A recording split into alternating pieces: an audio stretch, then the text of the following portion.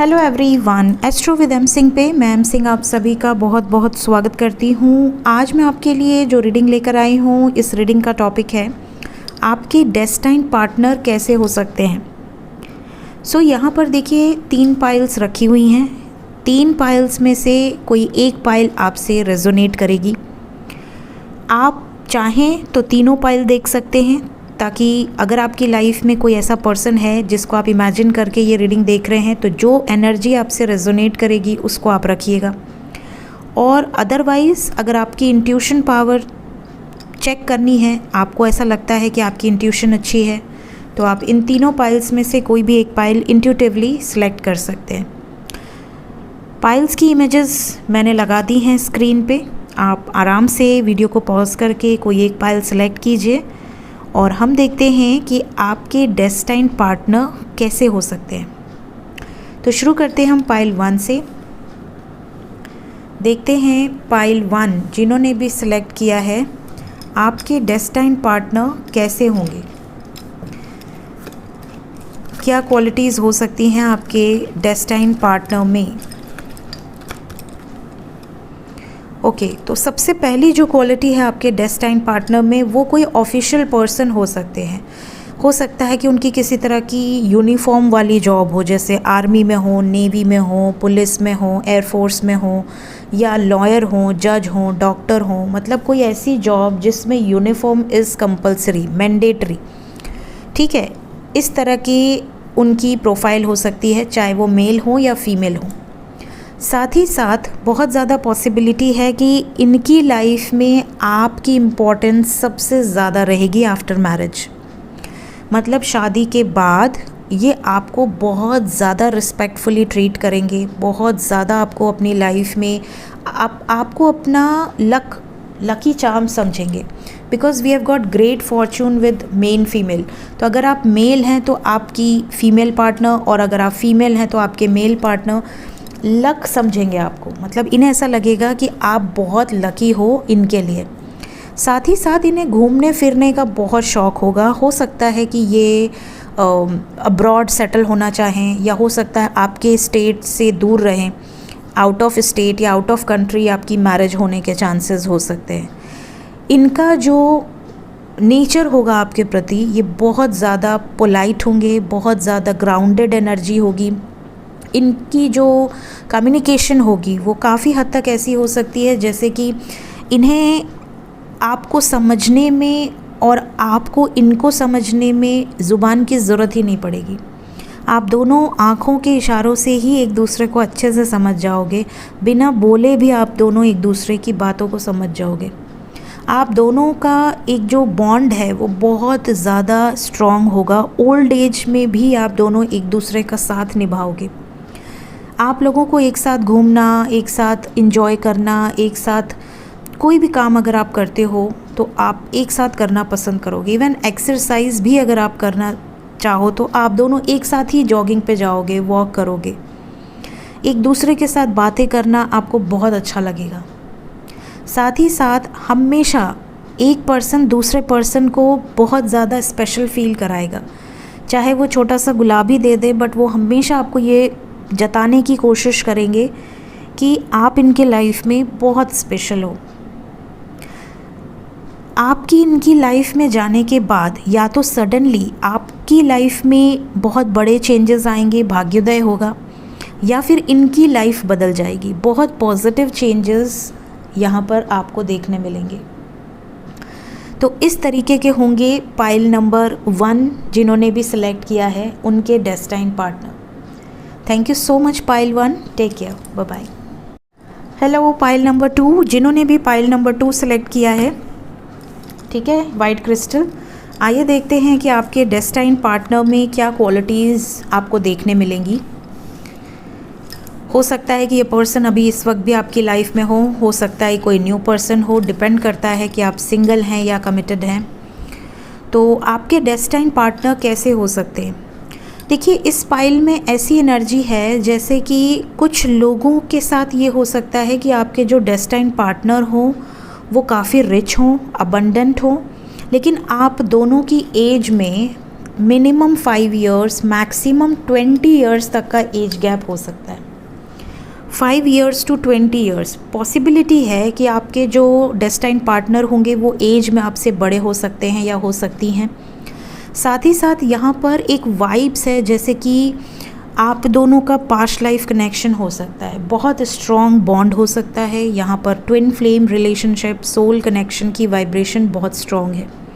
Possibility है कि इस पाइल में ऐसे लोग हो सकते हैं जिनको मिलने के पहले ही कुछ विजन्स आते थे, एक इमेज क्रिएट होती थी कि आपके लाइफ में कोई इस तरीके का पर्सन आने वाला है, या उनको ऐसे ड्रीम्स आते थे कि आपकी लाइफ में आपकी तरह कोई पर्सन आने वाला है। इमेजिनेशन बहुत स्ट्रॉन्ग था, पास्ट लाइफ से रिलेटेड ड्रीम्स बहुत ज़्यादा इस रिश्ते में, इस डेस्टाइन कनेक्शन में नज़र आ रहे हैं। साथ ही साथ मिलते ही एक इंस्टेंट रिकॉग्निशन की एनर्जी है, जैसे कि एक दूसरे से मिलते ही सामने वाले को लगे कि आप उनके लाइफ में पहली बार नहीं आए हो और आपको ऐसा लगे कि वो आपकी लाइफ में पहली बार नहीं आए हैं। काफ़ी ज़्यादा गुड लुकिंग हो सकते हैं, स्मार्ट हो सकते हैं, मेच्योर एनर्जी है, ग्राउंडेड एनर्जी है, बहुत ज़्यादा वेल्दी हो सकते हैं, रिच हो सकते हैं, अबंडेंट हो सकते हैं। इवन कई लोग ऐसे भी हो सकते हैं इस पाइल में जिनके पर्सन का नेम फेम हो, ऑलरेडी हाई ऑनर किसी पोस्ट पर हो। साथ ही साथ इनकी सोसाइटी में बहुत ज़्यादा रिस्पेक्ट हो। इनको कोई हॉबी भी हो सकती है, इनकी हॉबी हो सकती है म्यूज़िक्स, पेंटिंग, ठीक है, कुछ ना कुछ इस तरह की इनकी हॉबीज़ हो सकती है, शायरी करना, पोइट्री लिखना। साथ ही साथ ये भी कुछ लोगों के साथ हो सकता है कि किसी एक पर्सन का किसी तरीके का पास्ट हो, मे बी आप जानते हुए कि वो मैरिड रहे हैं या उन डिवोर्सी हैं या विडो हैं या विडोवर है, कुछ उनका पास्ट हो सकता है, क्योंकि यहाँ चाइल्ड की भी एनर्जी है। पॉसिबिलिटी है कि आप ये जानते हुए कि उनके बच्चे हैं या वो ये जानते हुए कि आपके बच्चे हैं, वो आपके साथ रिलेशनशिप जोड़ें और इस रिश्ते को शादी तक ले जाएं, कमिटमेंट तक ले जाएं, रूल्स ब्रेक करें, बिकॉज़ ज़्यादातर जो ट्विन फ्लेम्स होते हैं वो रूल ब्रेकर्स होते हैं। तो अगर राहु केतु की वाइब्रेशन स्ट्रॉन्ग रही तो यहाँ पे रूल ब्रेकर हो सकते हैं, कि मतलब अगर ये सिंगल हैं और आप मैरिड हो, या आप सिंगल हो ये मैरिड हैं, पॉसिबिलिटी है कि यहाँ पे रूल ब्रेक हो सकता है कि आउट ऑफ द लॉ जाकर कुछ शादी होती हैं, जैसे कास्ट अलग है, कल्चर अलग है, या कोई एक सिंगल किसी विडो से शादी कर ले, या कोई विडोवर किसी सिंगल से शादी कर ले। इस तरह की जो आउट ऑफ द लॉ जाकर कुछ अनकन्वेंशनल सी मैरिजेस होती है, यहाँ पर ये एक डेस्टाइन्ड यूनियन को दर्शा रही हैं। तो इस तरह की एनर्जी है पाइल 2 की। Thank you so much guys, take care, bye bye. Hello pile number 3, जिन्होंने भी पाइल नंबर 3 सेलेक्ट किया है, ये ब्लैक क्रिस्टल, आइए देखते हैं कि आपकी एनर्जी में क्या है, कैसे होंगे आपके डेस्टाइन पार्टनर। तो हो सकता है कि ये पर्सन ऑलरेडी आपकी लाइफ में एग्जिस्ट करते हों, ये भी हो सकता है कि ये बिल्कुल न्यू पर्सन हो। अगर आप सिंगल हैं, कमिटेड है, डिपेंड करता है। देखते हैं कि आपके डेस्टाइन पार्टनर कैसे होंगे। पाइल नंबर 3 में आई थिंक सबसे ज़्यादा कार्ड्स हैं। पाइल नंबर 3 जिन्होंने भी सिलेक्ट किया है, यहाँ पर बहुत ज़्यादा पॉसिबिलिटी है कि आपके जो डेस्टाइन पार्टनर होंगे वो आपकी फैमिली के द्वारा ही आपकी लाइफ में आएंगे, because we have got family, room and community.